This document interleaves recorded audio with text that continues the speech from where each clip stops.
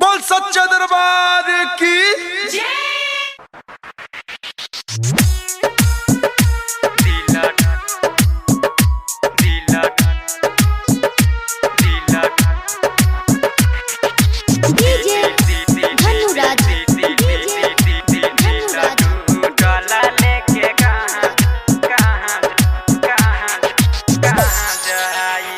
तू ही बोला ये दुर्गा माई, दिल टूटल लेके कहाँ जाई।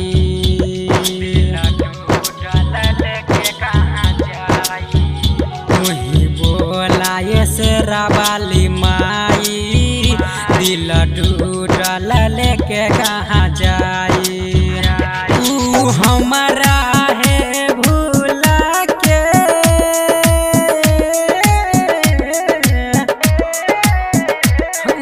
हमारा है भूला के बन गेल एक लइका के माई। तू ही बोला ये दुर्गा माई, दिल टूटल लेके कहाँ जाई।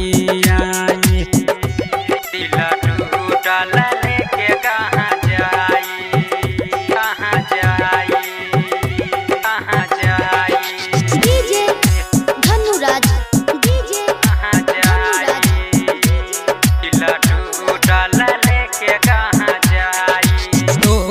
पूजलिया तोरे से मांगलिया कैल होने मैया उपकार है,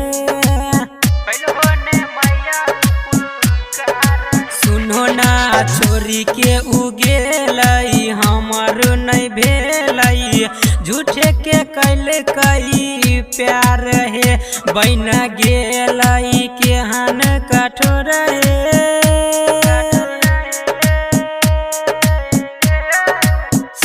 बन गेलई केहन कठोर है, केना रही तू ही बताही।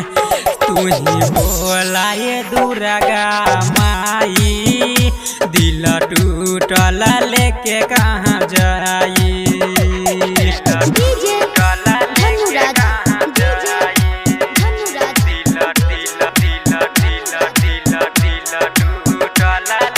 गायक बधेश से चंदन मुकेश से खैने छलई उत क्रिया, सुनो ना बैठ के डोली में गेलई उगोरी में कल कई नहीं हमर फिक्रिया। राइटर मुनीलाल शंकर के